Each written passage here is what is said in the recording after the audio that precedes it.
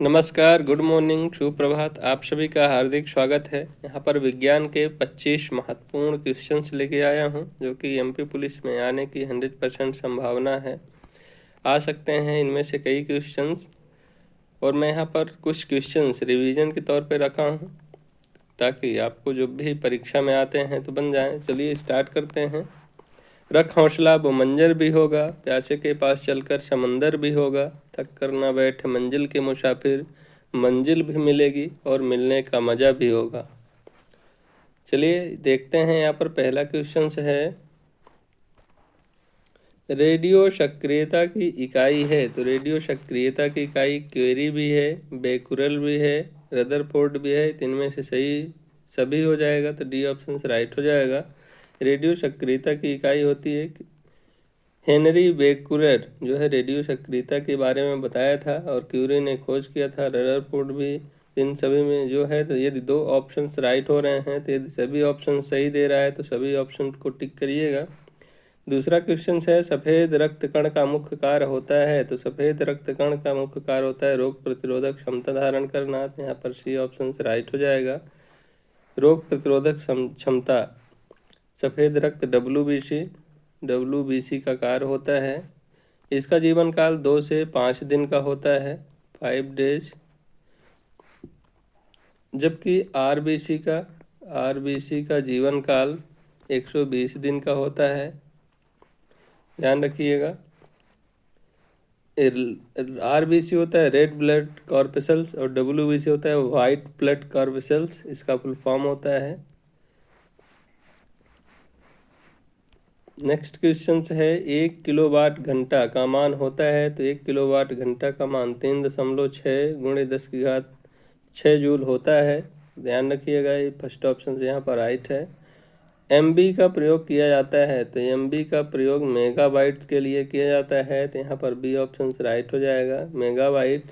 इससे बड़ा होता है GB, गीगाबाइट। फिर इससे बड़ा होता है TB, टेराबाइट। इससे भी बड़ा होता है पेटाबाइट, PB। इनको ध्यान रखिएगा। मेगाबाइट। इससे छोटा जो होता है तो KB होता है, किलोबाइट, KB। फिर इसके बाद MB। फिर इससे भी छोटा यदि देगा तो बाइट होता है, बाइट। इससे भी छोटा होता है बिट, बाइट। बिट से भी छोटा होता है निबल, तो ध्यान रखिएगा, निबल। फिर bit, byte, KB, MB, GB, TB और PB होते हैं। ये क्रमशः बढ़ते क्रम में देता है, कभी कभी दे देता है कि निम्न में से कौन सा बढ़ते क्रम में है, तो ध्यान रखिएगा। MB का प्रयोग मेगाबाइट्स के लिए किया जाता है। पाँचवा है, जीन को व्यक्त किया जा सकता है। तो जीन को व्यक्त किया जा सकता है आनुवांशिकता की इकाई के रूप में, DNA का एक खंड के रूप में, उत्परिवर्तन की इकाई के रूप में। तो इनमें से सभी की तरह से हो जाएगा, तो डी ऑप्शन राइट हो जाएगा। पायरोमीटर मापने के लिए प्रयोग किया जाता है। तो जो पायरोमीटर है तो उच्च तापमान मापने के लिए किया जाता है, तो यहाँ पर उच्च तापमान, सी ऑप्शन राइट हो जाएगा। वायुदाब को मैनोमीटर के माध्यम से मापा जाता है, मैनोमीटर। वायुदाब। आर्द्रता को हाइग्रोमीटर के माध्यम से मापा जाता है, हाइग्रोमीटर के माध्यम से आर्द्रता को मापा जाता है। और रिएक्टर, जो सीस्मो या रिएक्टर पैमाने पर, रिएक्टर पैमाना अथवा सीस्मोग्राफ, ग्राफ के माध्यम से भूकंप को मापा जाता है। तो सीस्मोग्राफ के माध्यम से भूकंप की तीव्रता को मापा जाता है। पायरोमीटर के माध्यम से उच्च तापमान को मापा जाता है। हाइग्रोमीटर के माध्यम से आर्द्रता को मापा जाता है। मैनोमीटर के माध्यम से वायुदाब को मापा जाता है, ध्यान रखिएगा। सातवां क्वेश्चन है, निम्नलिखित में से कौन सा सिस्टम कंपोनेंट कंप्यूटर का मस्तिष्क कहलाता है। तो कौन सा कंप्यूटर का मस्तिष्क CPU होता है, CPU, सेंट्रल प्रोसेसिंग यूनिट इसका फुल फॉर्म होता है। तो बी ऑप्शन राइट हो जाएगा, CPU कंप्यूटर का मस्तिष्क कहलाता है। भौतिकी में चतुर्थ आयाम का परिचय किसने दिया है। तो भौतिकी में चतुर्थ आयाम का परिचय आइंस्टीन जी ने दिया है, तो यहाँ पर बी ऑप्शन राइट हो जाएगा। इनका सूत्र है E=mc²। न्यूटन को भौतिकी का पिता कहा जाता है, और न्यूटन ने जो है गति के नियम दिए हैं, गति के नियम। गैलीलियो ने दूरदर्शी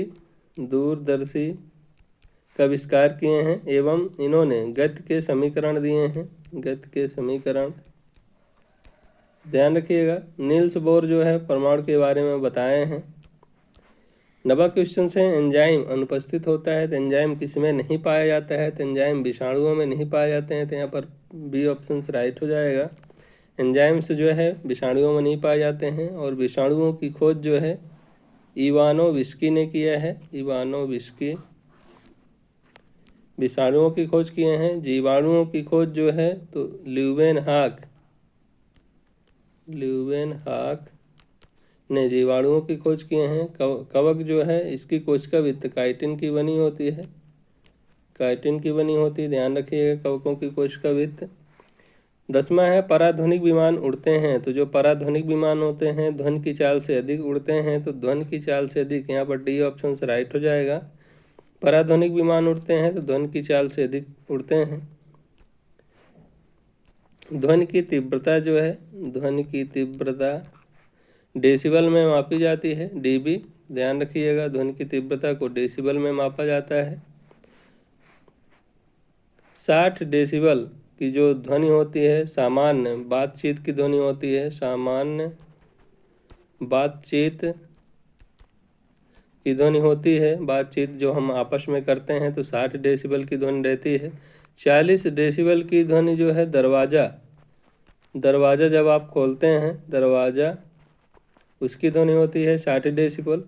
और 190 डेसिबल के अधिक की ध्वनि जो है जेट विमानों की होती है। जेट विमानों की ध्वनि 190 डीबी की होती है। 11वां क्वेश्चन है वाष्पोत्सर्जन मापी यंत्र है। तो वाष्पोत्सर्जन मापी यंत्र गैनांग पोटोमीटर होता है। पोटोमीटर, ध्यान रखिएगा वाष्पोत्सर्जन मापी यंत्र गैनांग पोटोमीटर, तो यहाँ पर सी ऑप्शन राइट हो जाएगा। हाइग्रोमीटर आर्द्रता का मापन किया जाता है। धूप से बचने के लिए छाते में रंग संयोजन निम्न में से कौन सा सबसे उचित होता है। तो ऊपर काला सफ़ेद नीचे सफ़ेद गलत होता है। ऊपर सफ़ेद नीचे काला ये राइट है। ऊपर व नीचे दोनों काला गलत है। ऊपर व नीचे दोनों सफ़ेद ये भी क्या है, गलत है। देखिए जब भी रंग संयोजन की बात करेगा तो यदि ये छाता हो गया, तो छाता में जब भी क्या है ऊपर सफ़ेद रंग रहेगा तो ज़्यादातर प्रकाश को, जैसे प्रकाश की किरणें आएंगी तो इसकी रिफ्लेक्ट कर देगा, आप ऊपर जो है परावर्तित कर देगा। और नीचे काला है तो काला जो है तो नीचे रहेगा तो प्रकाश का अवशोषण नहीं कर पाएगा, जिसके कारण गर्मी जो है कम लगेगी। तो इसलिए इसमें रंग का संयोजन ऊपर जो है सफ़ेद होना चाहिए और नीचे जो है काला होना चाहिए। यहाँ पर बी ऑप्शन राइट हो जाएगा। 13वां है कमरे में रखे रेफ्रिजरेटर का दरवाज़ा खुला छोड़ दिया जाए तो कमरे का तापमान बढ़ जाएगा। यहाँ पर कमरे का तापमान जो है बढ़ जाएगा।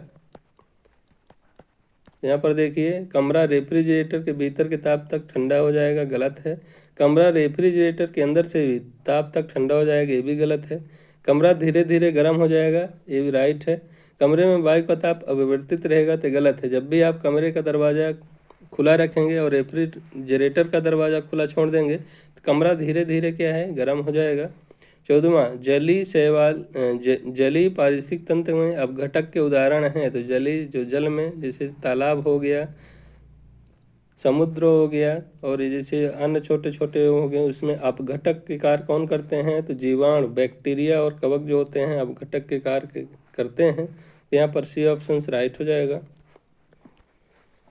15वां किसी चुंबकीय पदार्थ को विचुंबकित किया जा सकता है। तो किसी चुंबकीय पदार्थ को कब विचुंबित किया जाएगा, तो हथौड़े से पीट कर भी किया जा सकता है, उसका चुंबकत्व नष्ट किया जा सकता है। और उसको गर्म करने पर उसका जो है चुंबकत्व नष्ट किया जा सकता है। तो यहाँ पर 1 और 2 दोनों जो है राइट हो जाएगा। जब भी आप हथौड़े से पीटेंगे तो उसका चुंबकीय जो गुण है नष्ट हो जाएगा, गर्म करेंगे तो इससे भी नष्ट हो सकता है। यहाँ पर दोनों ऑप्शन राइट हैं। रिएक्टर स्केल का प्रयोग किया जाता है। तो रिएक्टर पैमाने का उपयोग भूकंप को मापने में किया जाता है। तो देखिए भूकंप को मापने में, तो यहाँ पर सी ऑप्शन राइट हो जाएगा। भूकंप को मापने में किया जाता है। वायु का दाब मापने में मैनोमीटर का प्रयोग किया जाता है, मैनोमीटर। मौसम की आर्द्रता को हाइग्रोमीटर के माध्यम से मापा जाता है। प्रकाश का वेग, इसका जो है इसको आप लोग थोड़ा कमेंट करके बताइएगा, प्रकाश का वेग किसके मापा जाता है, ध्यान अभी नहीं आ रहा है। चलिए 17वां क्वेश्चन से देखते हैं। परमाणु बम का विकास किसने किया था? तो परमाणु बम का विकास जे रॉबर्ट ओपेनहीमर ने किया था, तो यहाँ पर बी ऑप्शन से राइट हो जाएगा। 18वां है, पर्णकाय स्तंभ का रूपांतरण होता है। तो पर्णकाय स्तंभ माने तना होता है, तो तने का रूपांतरण होता है, तो बी ऑप्शन से जो है राइट हो जाएगा। इससे नागफनी हो गई, नागफनी जो पत्तियां होती हैं तने में रूपांतरित हो जाती हैं। 19वां क्वेश्चन है, सोलियस मांसपेशी रोग स्थित होता है। तो सोलियस मांसपेशी रोग पाँव के निचले भाग में स्थित होता है, तो यहाँ पर फर्स्ट ऑप्शन से राइट हो जाएगा। 20वां है, पृथ्वी तल से पलायन वेग का मान कितना होता है? तो पृथ्वी तल से पलायन वेग का मान 11.2 किलोमीटर पर सेकंड होता है, तो यहाँ पर सी ऑप्शन से राइट हो जाएगा।